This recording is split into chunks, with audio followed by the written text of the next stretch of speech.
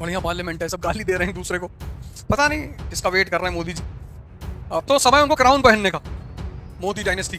संविधान और विधान सब भंग कर देना चाहिए। कभी कभी ऐसा होता है कि तुमको लगता है गलत हो रहा है, पर तुम सिर्फ मुस्कुराते हो, अच्छा हो रहा है, मजा बहुत आ रहा है। जिस दिन तुमको ये दिखाई पड़ने लगेगा कि धरती पूरब से पश्चिम नहीं, पश्चिम से पूरब घूमती है, बस उसी दिन तुम्हारी जिंदगी बदल जाएगी। कि तुम जितना पढ़ बढ़ के आए हो सब बेकार है, कि दुनिया एकदम अलग नियम पे चलती है। ये बात तुम्हें स्कूल में नहीं पढ़ाई जा सकती थी, हंगामा हो जाता।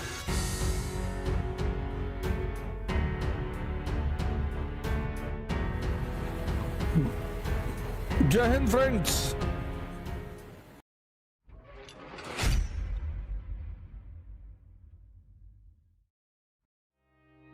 तुम्हारा आईएएस में सिलेक्शन हो गया और तुम्हारे पिताजी ने कहा सैलरी सारी मेरी और तुम्हारे ऊपर की सारी कमाई मेरी। बंगला तुमको सरकार दी है ना, तुमने कहा जी। गाड़ी वो भी दी है, 5,000 रुपये ले जाया करो। तो बगावत नहीं होगी? आदर्श वाला जवाब मत देना, एकदम होगी बगावत।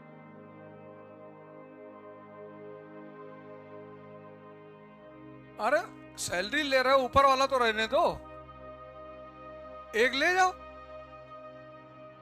कह ना दोनों, और 5,000 रुपये ले लिया करो, चाय गुटखा जो तुम लेते हो।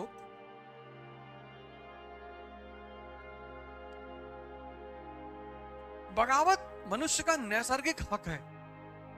अगर जिसके अंदर बगावत नहीं है, गलत अगर कर रहा है कोई, कभी कभी ऐसा होता है कि तुमको लगता है गलत हो रहा है, पर तुम सिर्फ मुस्कुराते हो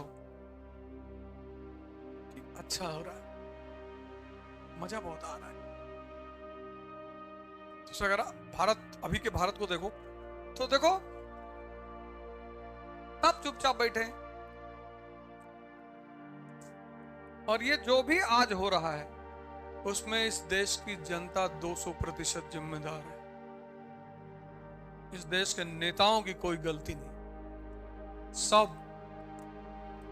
आज हमारे दोस्त हैं, तसव्वुर भाई भी आए थे मिलने के लिए, अस्सलाम वालेकुम, बहुत गलत हो रहा है। मैंने कोई गलत नहीं हो रहा, एकदम सही हो रहा है।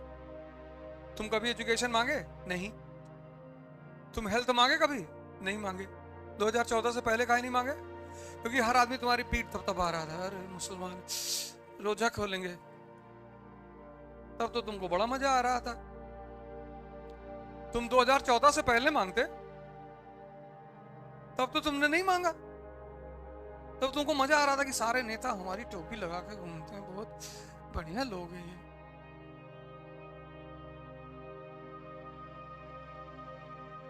अब तुमको 2014 के बाद याद आया कि मुसलमानों को शिक्षा नहीं है।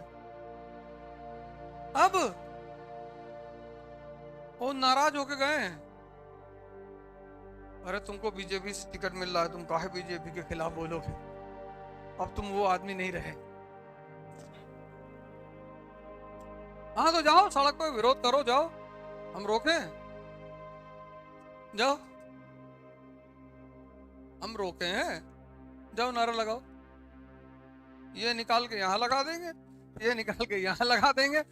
आदमियों की ऑक्टोपस पता नहीं चलेगा। हम किसी को रोके हैं विरोध करने के लिए? जाओ करो करो विरोध, जाओ सड़क पे। हम तो नहीं करेंगे, हम क्या करें? तुम्हारे दर्द हो रहा, तुम जाओ करो। हमसे तो सरकार 80% टैक्स मांगेगी, हम दे देंगे, ले लो ले लो, हमें कोई टेंशन ही नहीं, सब सही चल रहा है। आज भारत की सबसे बड़ी समस्याओं में से एक समस्या है टैक्स पेयर। और ऐसे ऐसे लोग टैक्स नहीं देते जिनके पास BMW और मर्सिडीज है, कहते हैं एग्रीकल्चर इनकम है।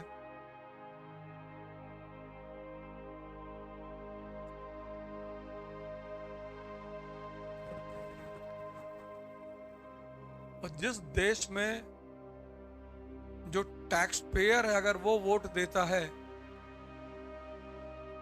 तभी वो कंट्री सही रहेगी। जैसे तुमने यहां फीस दी है, तो अगर यहाँ क्लास नहीं चलेगी ना तो तुम बगावत करोगे, लेकिन अगर तुमने फीस नहीं दी होती तो क्लास चले और चाहे भाड़ में जाए, तुम्हारे ऊपर कोई फर्क नहीं पड़ता।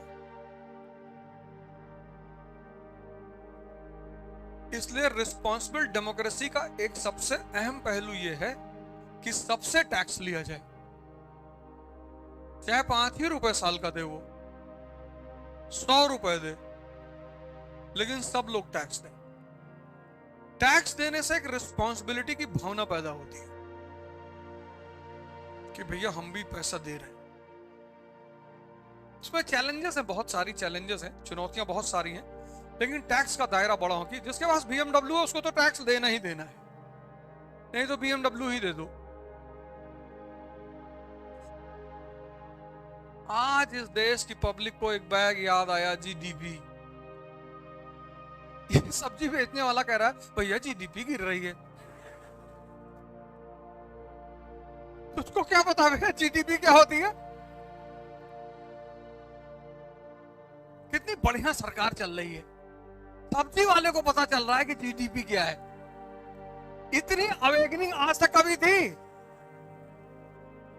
इतनी जागरूकता कभी नहीं थी, कभी थी ही नहीं। अब टमाटर हो गया 20 रुपए किलो, अब खरीद लो सब। नहीं, अब टमाटर नहीं खाएंगे।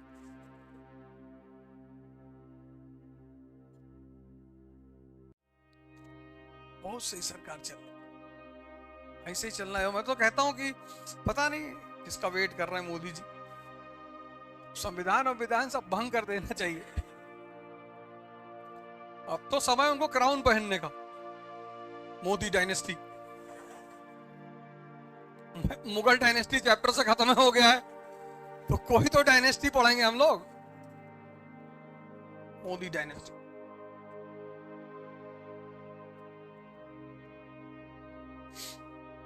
कोई बात नहीं भाई, मोहम्मद गौरी के भी कोई संतान नहीं थी, उसके जो कमांडर्स थे वही उसके बच्चे थे, वो कोई मुद्दा थोड़ी है। नया पार्लियामेंट है, ये महल बन जाएगा। बढ़िया पार्लियामेंट है, सब गाली दे रहे हैं दूसरे को।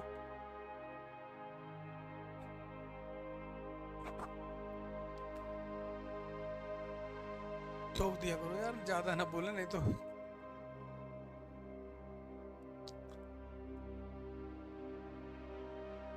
इमरजेंसी लगेगी, हम तो इसे धीरे से, गोंडा से बगल में मेरा घर है, नेपाल बॉर्डर है, वहीं निकल लेंगे अपना, हमको तो कोई टेंशन नहीं। कानपुर इलाहाबाद वाले फंसेंगे। तुम लोग के अगल बगल कोई बॉर्डर नहीं है ना? बहराइच, हाँ, नानपारा, ये फंसेंगे सब, हमीरपुर बांदा वाले, ये सब जो है।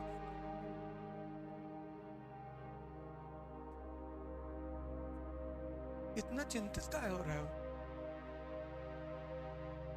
ऐसे ही खेल चलता है। जिस दिन तुमको ये दिखाई पड़ने लगेगा कि धरती पश्चिम से पूरब नहीं, पूरब से पश्चिम नहीं, पश्चिम से पूरब घूमती है, बस उसी दिन तुम्हारी जिंदगी बदल जाएगी। कि तुम जितना पढ़ बढ़ के आए हो सब बेकार, सब।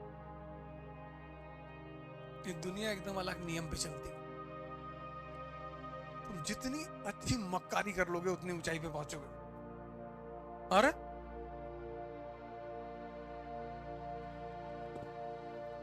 तुम झूठ बोलोगे,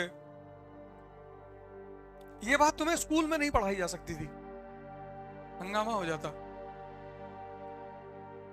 अगर ये चीजें तुम्हें स्कूल में पढ़ा देते ना तो बवाल हो जाता। लेकिन स्कूल में वो 2-4 लड़के ऐसे रहे होंगे जिनको पकड़ में आ गया होगा कि मास्टर फर्जी बोल रहा है।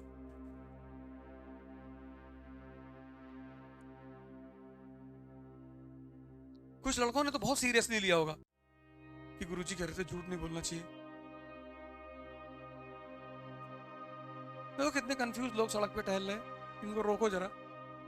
तुम आज जाओ 2-3 लोग, और मेट्रो वाली जो ऊपर बनी है ना, ऐसे खड़े होकर देखो 3-4 लोग, 15 मिनट में 20-25 लोग खड़े हो जाएंगे।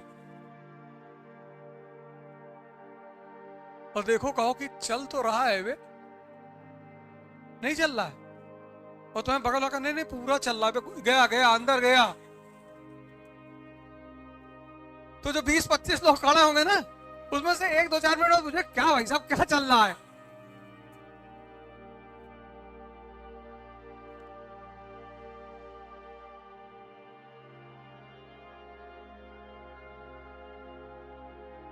मैं किसी को बुला लो काम के लिए कि तो भैया काम है, टाइम नहीं है, बहुत बिजी है, पता लगा जेसीबी की खुदाई देख रहे 2 घंटे से खड़े होकर। आज राहुल जी ट्रेन के जनरल डिब्बे में सफर कर रहे हैं। 24 का इलेक्शन भी तो आ रहा है? हाँ हाँ कुली वाला, हमें लगा पिक्चर बना रहे हैं, पहले हमें यही लगा कि किसी फिल्म की शूटिंग वूटिंग चल रही शायद। ठीक है, सब नेता ऐसा करते, कोई वही थोड़ी कर रहे हैं, सभी करते हैं, मोदी जी नहीं करते हैं, वो भी करते हैं, काम करने वालों को जाके पैर धुल रहे हैं, औरतों का पैर छू रहे हैं, वो भी तो यही सब, कौन नहीं करता है। अरविंद केजरीवाल पहुंच गया छत्तीसगढ़ में, एमपी में, कहे मामा को भूलो चाचा आ गया, कहे नहीं, तो सभी करते हैं, वो कोई एक आदमी थोड़ी करता है। पब्लिक इनोसेंट है तो नेताओं को यह सब नाटक करना पड़ता है।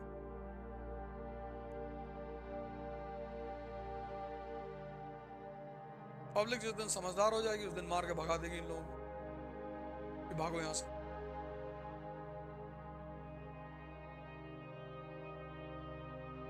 तुम्हारे बाद जो जनरेशन आ रही है जो इस वक्त क्लास 12th में है वो बहुत खतरनाक एआई जनरेशन है, वो आर्टिफिशियल इंटेलिजेंस वाली, वो बहुत डेंजरस जनरेशन है, कुछ भी कोई भी कांड करवा सकती है वो सोशल मीडिया पे। तुम्हारे बाद जो अभी लड़के 12th में है वो सब बहुत डेंजरस लड़के हैं, और वो सब जातिवाद और सब, उनकी जनरेशन जब वोट करने आएगी, मतलब 29-34 का इलेक्शन बहुत अच्छा इलेक्शन होगा हिंदुस्तान, शानदार लड़के हैं, पढ़े लिखे सब, दिन भर लैपटॉप पे बैठे हुए, उनकी दुनिया ही अलग है। इंग्लिश, जर्मन, फ्रेंच, पबजी खेल के साल जर्मनी में फेयर कर रहे हैं, इंडिया में स्कोप ही नहीं छोड़े कि यहां मतलब ही नहीं, सब अलग रायता फैलाए हुए हैं।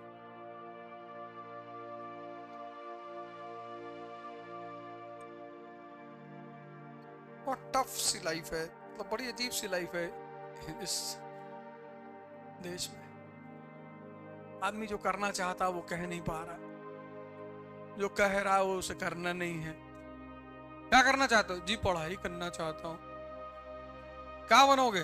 आईएएस बनेंगे, पर वो उसकी आंखों में दिखाई नहीं पड़ रहा है। कह रहा हमको कहीं पार्क वार्क में छोड़ दो, बस वहीं पड़े रहें चुपचाप।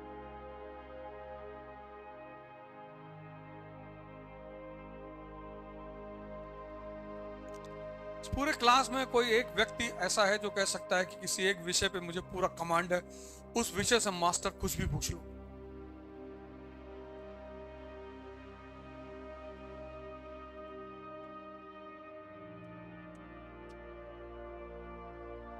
कोई भी, science, humanities, religion, philosophy, ethics, कुछ भी।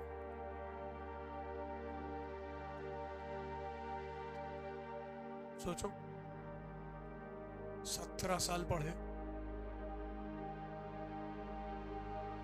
मतलब 17 साल अगर किसी चीज में तुम लगा दो तो कितनी परफेक्शन पैदा हो जाएगी। 17 साल पढ़े और जवान हो और 250 की संख्या में बैठे हो, मतलब मैं 250 की संख्या में बैठा होता तो मास्टर को दबा दिया होता, कुछ ना कुछ तो मैं हाथ उठा ही दिया होता।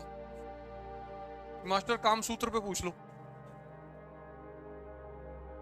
कहीं ना कहीं तो मैं उलझा ही देता मास्टर को, ये ले।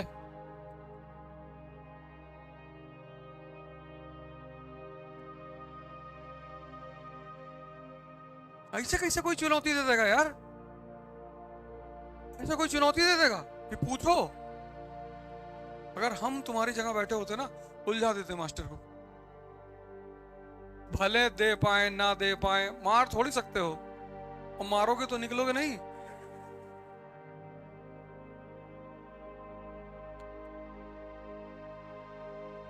ये तुम्हारी जवानी बेकार है, खत्म है।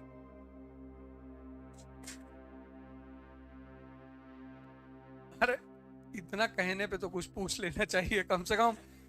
आदमी चुनौती दे तो दे, गाली तो ना दे। सोचो 17 साल की इन्वेस्टमेंट है तुम्हारी एजुकेशन में, और ये तुम्हारी दशा नहीं है, पूरी कंट्री की। ये है एजुकेशन पॉलिसी।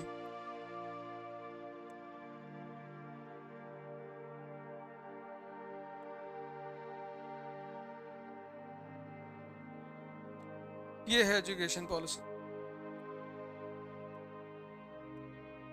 कम से कम पढ़ा नहीं पाए थे तो उत्साह ही भर देते, बागी बना देते, कुछ तो करते, कुछ नहीं कर पाए। तो जब मैं अपना कैरेक्टर सर्टिफिकेट लेने गया तो हमें प्रिंसिपल ने कहा, मैंने कहा फादर वो कैरेक्टर सर्टिफिकेट। कहा विच कैरेक्टर? इतनी फाइल थी मेरी बड़ी, अपॉलजी लेटर की। ये I will not give.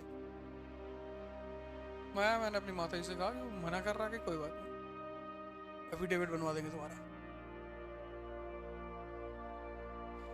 Affidavit बना।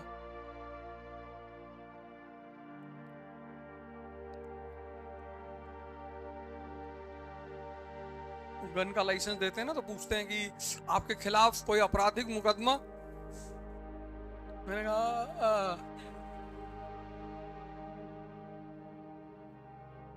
दीवान कह रहा अभी तक तो बोल रहे थे।